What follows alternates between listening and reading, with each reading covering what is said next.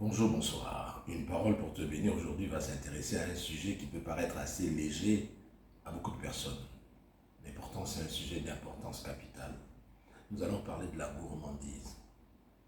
Déjà, dans la Bible, il y a plusieurs versets qui parlent de ce péché qui fait partie des 7 péchés capitaux.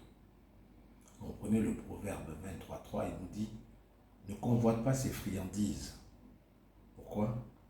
Parce que ces friandises vont te donner des problèmes. Ces friandises vont te donner des conséquences incalculables. Pourquoi on parle de friandises?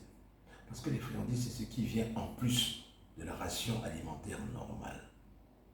C'est l'excès en gras, c'est l'excès en sel, c'est l'excès en sucre. Et la friandise a aussi un autre revers. Lui, il est social. Il y a également un revers spirituel. Alors parlons déjà du revers social, avec l'histoire de Thomas. Thomas est quelqu'un qui est un bon vivant, il aime bien manger, il aime la nourriture. Et ce qu'il fait, c'est que chaque fois, qu'est-ce que Thomas fait? Eh bien, après l'église, tous les dimanches, il organise un grand repas. Et il invite les gens, ses voisins, ils viennent manger, ils font ripaille. Mais au fur et à mesure, Thomas commence à développer un des travers de la gourmandise. On veut manger, toujours bien manger, et on finit par vouloir manger tout seul. Il commence à ne plus inviter ses voisins. Il commence à manger des quantités invraisemblables. Et puis un jour, pendant qu'il était à table tout seul, il y a un vieil homme qui est venu toquer à sa porte. Il a dit « Entrez !» Quand le vieil homme est entré, il lui a demandé qu'est-ce qu'il voulait. Celui-ci a dit « J'ai faim, je veux manger ». Thomas, qui avait une assiette remplie de toutes sortes de charcuteries, a dit au vieil homme « Écoute, il n'y a pas assez à manger, passe demain ». Le vieil homme, en réalité, était un messager du ciel, un envoyé de Dieu. Et il a dit doucement à Thomas, « Thomas, cette gourmandise va te perdre. Elle va créer le vide et de la douleur en toi. » Alors Thomas a commencé à éclater de rire. Il est sorti, il a congédié le vieil homme et puis il a refermé la porte avec fracas. Dans la nuit, Thomas a fait un rêve. Il se retrouvait au ciel. Il avait un banquet, toutes sortes de bons plats, toutes sortes de mets. Au moment où il voulait manger, il s'est rendu compte qu'il ne pouvait pas. Pourquoi? Parce qu'il a regardé, il a constaté qu'il avait les mains enchaînées.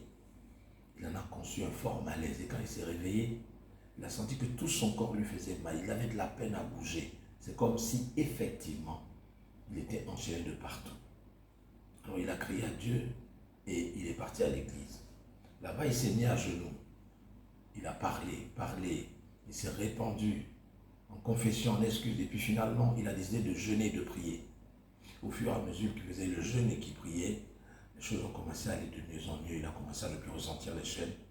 Il a commencé à rendre gloire à Dieu. Il a commencé à nouveau à inviter les gens à manger avec lui, mais à faire attention à son alimentation, ne pas trop manger.